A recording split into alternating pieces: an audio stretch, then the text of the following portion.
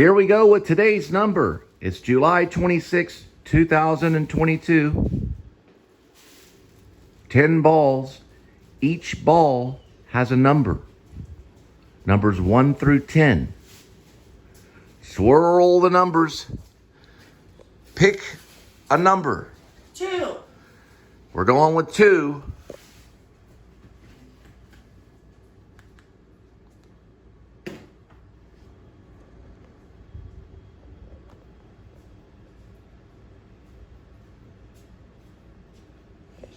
And welcome to the Please Subscribe show. That's the ad. I don't know if the ad will come in on ours when the time comes. I don't know if it'll be exactly the same, but we're going to look at today's number.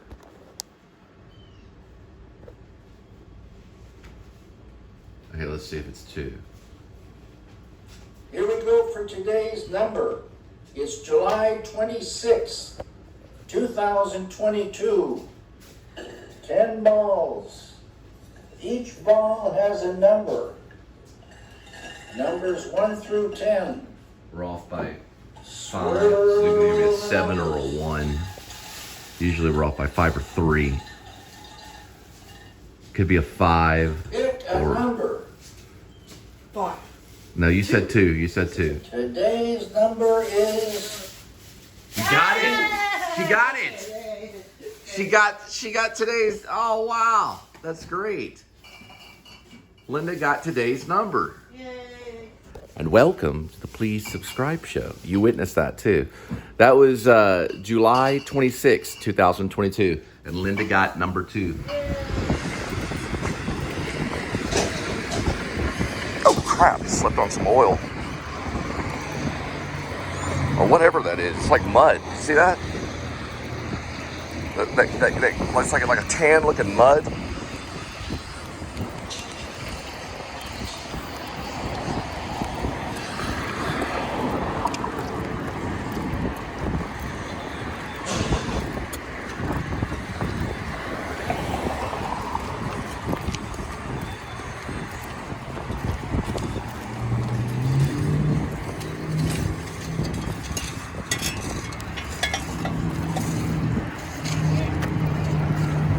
God, they finally fixed this right here.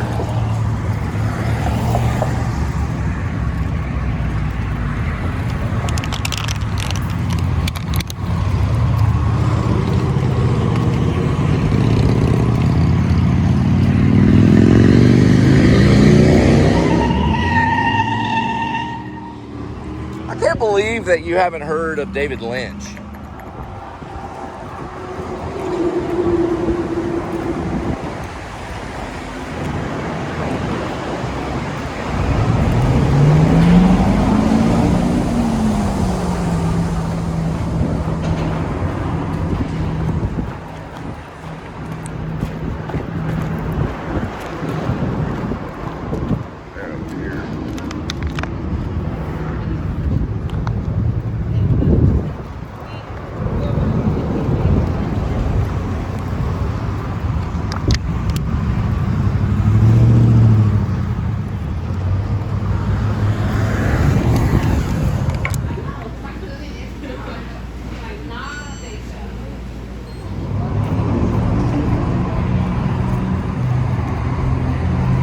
Weird, it looks like it was kind of painted.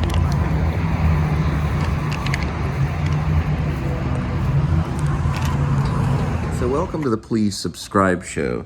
Last night I was talking about ideas, and I was talking about David Lynch and Quentin Tarantino and how they invented things, and the filmmaker is the inventor. The footage went missing, okay, not corrupted. I've heard Jordan the Lion and I've heard Adam the Woo talk about corrupted data. So I've heard them talk about it. Heard them talk about it in their vlogs. My theory on the matter was that somehow they accidentally corrupted that data. Here's the problem. There is missing footage. And I had done some things with the light. Don't know how it went missing. But it was about a film that I saw last night that I'm going to pull up the history of it. Now, it's hard for me to work with this thing, too, because it's fallen. but I figured out things. I'm real good at figuring out electronics. I've been this way since I was a kid. And it's unexplained, this thing, which if you pick it up, it goes wild on the volume. I was showing it last night. It was part of what I was vlogging. This is a Roku remote. And what it was doing, and I'm going to show you the history of it, because this is very difficult, because this won't go missing. But somehow it went missing. So what happened is the remote does two different things. You can see it starts to increase here. See? You can see it right there. It'll start to increase. Now I can see it, there it goes. Now that's doing it on its own, okay? It's reading, it goes haywire. Now, I can rig it, okay? I just know how to do it. And I can start to control it. Now it's going up here. There it goes. Now I can get it to go down. So I press down and sometimes it goes up. It's a volume problem right here. Okay? Now there it goes again. It's going up and I'm hitting it in one direction right here. It's hard to see. But it's because I've dropped it so many times, and this is hardwood floor. And it's fallen to the floor. You can see the very edge of it where it's hit the wood. Okay, now the volume is going down here. Now when the volume starts to go down and I have control of it, okay, and I can get these on Facebook and stuff like that, then I can control this. Now, it was about a movie that I watched, but it came from a filmmaker, videographer, whatever you want to call them. And there's the movie right there, from a guy named Standard Story Company. Now, I found something very funny last night. Linda was in the footage. About who you do it with. There he is, right there. And it went missing. Hey, Linda. Do you remember the footage I got last night of the guy and the cat? Remember the cat? The taxidermy cat? I thought it was a taxidermy cat. Yeah, I remember. Footage went missing. Oh, did it? Yes, it went missing. It was night footage that went missing. Okay? And here he is talking about. Before you go focusing on raising all the money for your short films, you should be doing absolutely everything in your power that doesn't require that money before you start raising the money. Okay, he's talking about raising money for movies right there, how to finance a short film. Now, he recommends when you do a film, you do it for like 4 minutes or so. But he did a feature. I think they jumped into it a little too quick. And it's this feature right here, called Bad is Bad. I think they jumped into it a little too quick. I think it had great ideas. And I was talking about ideas, but he talks to, there it goes. You can see. That's what it does right there. See? It's doing it on its own. You can hear it. It just keeps on going. Now, the only way to fix it is to do the same way. It's almost like homeopathic. There it goes. It goes the same way. I can fight it. And I can get a new one of these off of Facebook. I'm talking about this thing right here, the Roku remote. But he talks about aesthetics. And there's something I don't agree with him on some things. And that's why. Now, I don't know if the footage went missing because of him or the footage went missing because of me. I don't know.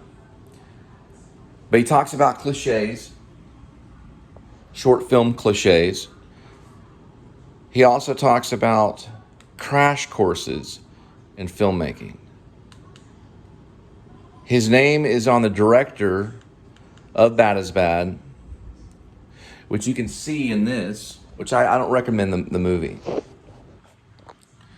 I think the movie has some good ideas, but I don't think that it invented anything new. He talks about shot list, making short film alone. He talks about a lot of things. I'm gonna be uploading this pretty soon because I'm pretty mad that this went missing from last night. You can see the footage is only 10 minutes last night. It should have been a little bit longer, maybe like a 20-minute thing. I'm trying to see what set off whenever I was listening to his vlogs. Now, his name, he goes by Standard Story Company, but his name is on the directorial release of this movie right here, which is, I mean, it's for a little indie on YouTube. It's not horrible. It'll get attention because it's going to be controversial. It's not controversial like Reservoir Dogs. It's not controversial like Pulp Fiction. This is going crazy again right here. I do it. What I do to counterbalance it is I just go the same way that it's going, almost like a cell kind of thing. There it goes, and then I can catch it again. What the problem in this is, it's dropped so many times it's dented the side of this, so it catches the volume up. So it's almost like it's short wired almost, or how do you call it? It's wired out or overwired, I guess you could say. The reason why I'm doing this is because I'm about to upload this as an independent one take kind of thing. What set me off on the vlog and got me going, give me a second, because a filmmaker is always learning. They don't always know what they're doing, okay? Even David Lynch in an interview, if you interview him, he doesn't always say he knows what he's doing. Spielberg would probably say the opposite, and that's why some of his stuff is corny, okay? Because filmmaking is a new art. It hasn't been here for very long. Theater's been here for more than 2,000 years. Filmmaking has only been here for just a blink of an eye. We're still learning. Now, he goes through a whole crash course of learn to make a film in 8 minutes. He feels like you should start off making short films. I don't have a problem with any of that. The only thing, okay, here it is right here. It's under the Drive thing right here. This is like a great film right here. But he's making a comment about Drive. It's a little bit of what I call clickbait, because you may see something about Drive in it, but you're thinking, oh, Drive, the movie Drive by Refn.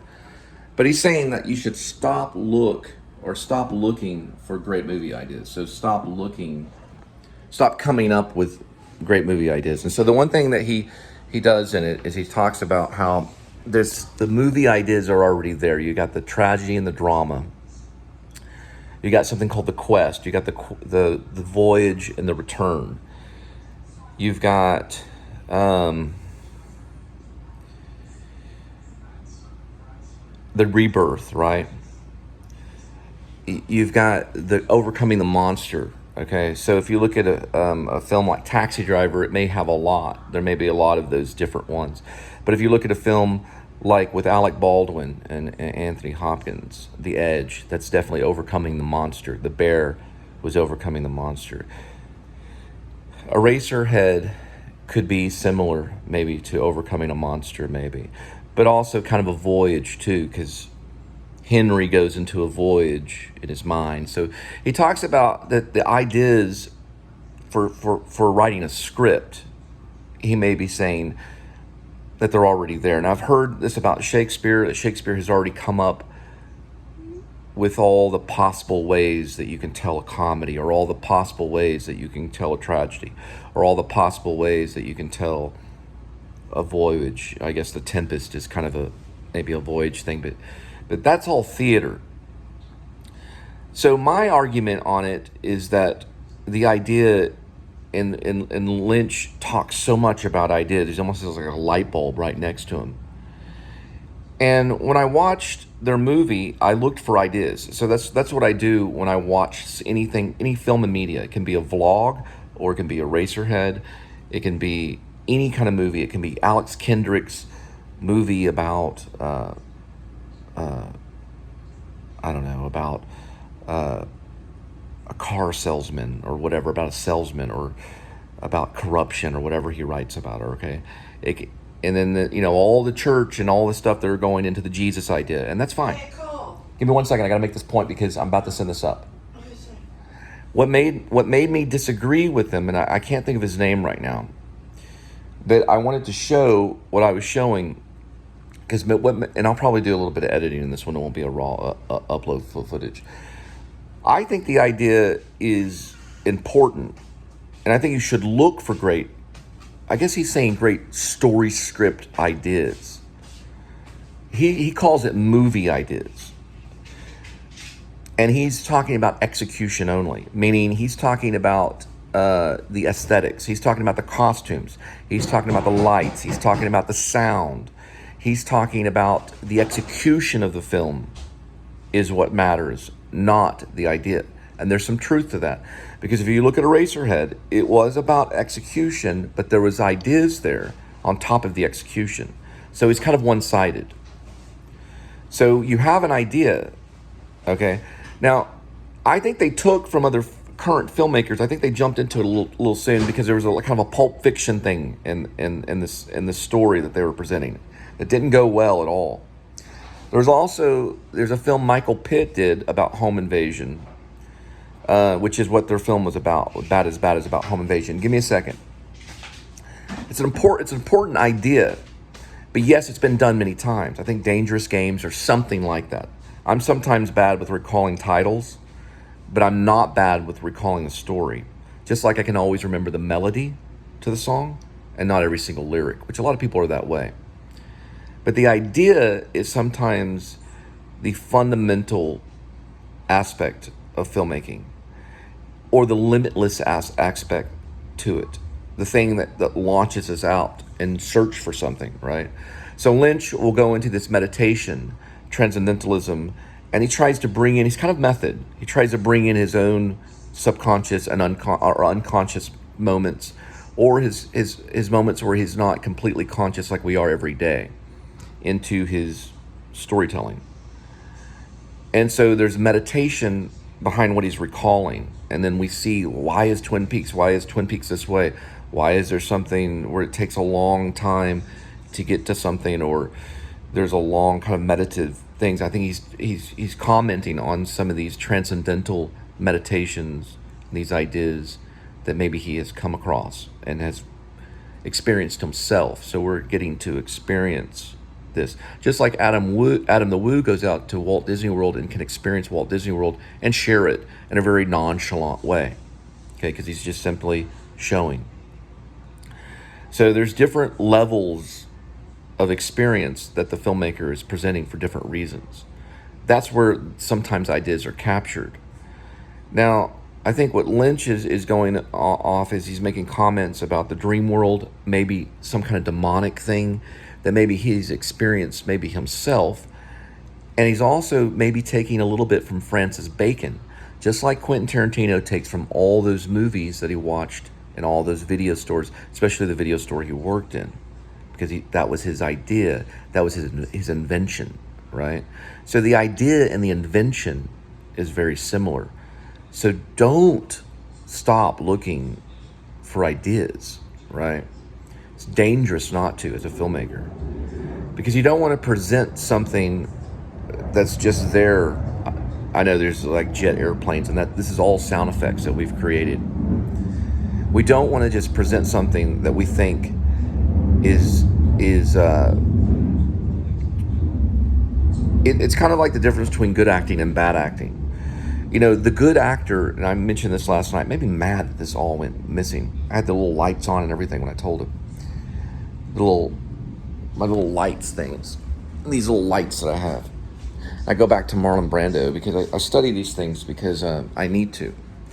It is about the ideas and stuff. But I think the reason why their film didn't work out very well is because the idea wasn't strong.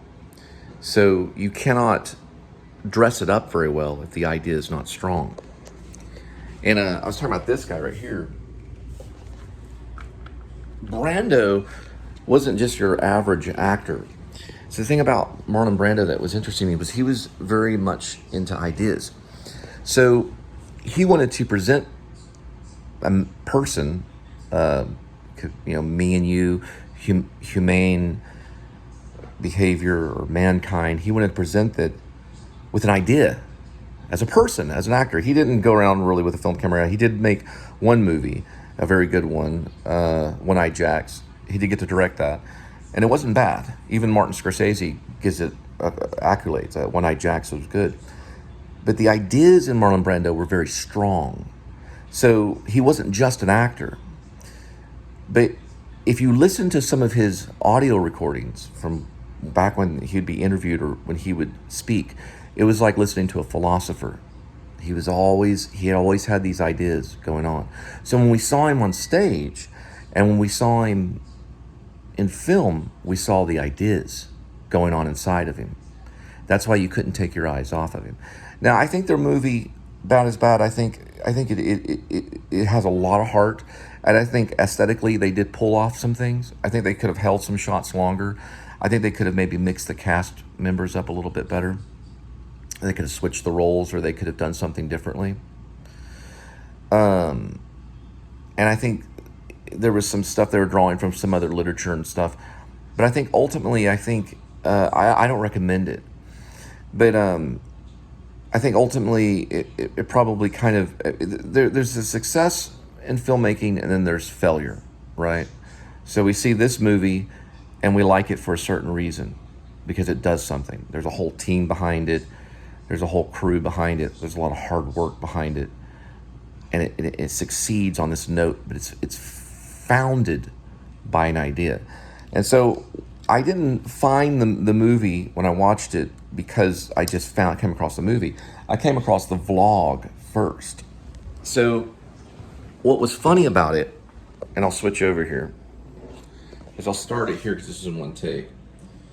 He starts talking about stop looking for great movie ideas. If you want to make a film, you don't. And we'll watch it right now. What was funny much less was this cat than the execution here. of the idea. And in this video, I'm going to. The cat is kind of like in a coma state. I thought it was a taxidermy cat. I thought it was a fake cat, and that's the reason why I thought I should capture this.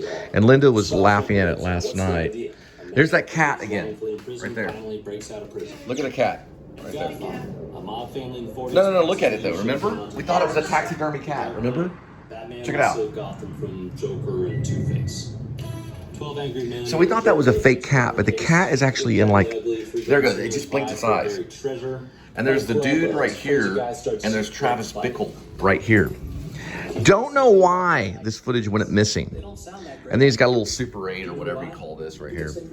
But he's going off on this whole lecture. He's got the little light bulb going on here. And he's talking about it's about execution. It's all about aesthetic. But the cat right here is what got my attention. There's a whole reason I saw this movie that he got a loan to go do this movie, Bad is Bad, and all this stuff. I mean, he may give his name. Here's all the stuff about rebirth and tragedy. And look at this right here. The cat, there it goes. Okay, it disappeared. I thought that was a fake cat. Just like this plant. Is this a real plant? So there it is right there. And I don't know how it went missing. Because I was really proud about this vlog that I did. I was really proud. Now, this is Shawshank Redemption. I worked with this director, Frank Darabont. I was directed by Frank Darabont. This is the guy that did this right here. He's got all this going across here to make it all artwork and everything. So he's basically like kind of a teacher on YouTube. But I couldn't get my eyes off this cat right here. And I thought it had to be fake because the cat was not moving. Look, check out the cat. And look, there's Marlon Brando with his cat. But didn't you see the cat? Yeah, we were flipping out about the cat. That footage went missing. It went missing. That's why I'm redoing this. Yeah. The footage went missing. I noticed some footage went missing too. The whole part or the whole thing? The whole vlog went missing. I'm about to there's the cat again. So he did a movie called Bad is Bad. He's doing like a stand picture. No, it's a real cat. It moves. Remember we saw it move last night. This is the Christopher Nolan thing with he's talking about the Dark Knight and everything. So he's making a comment. The cat is sitting there like no, the cat. And then finally he kind of turns his head like, oh, I might be asleep. Right. So I noticed the cat, and the cat led to his movie. Because I was interested. I know he was talking about movies and tragedy and drama and, stop coming up with ideas and all this stuff. Well, you have to have ideas. Now he's giving a thumbs up, so he's like a kind of a movie critic. But he's mostly like a teacher. But the cat is what got me. And so I'm going to see if I can, there it is right there.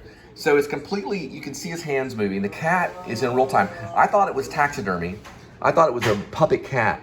And that's what was flipping me out, because it's almost in like a trance, in a coma. And I'm sure that most people probably think this.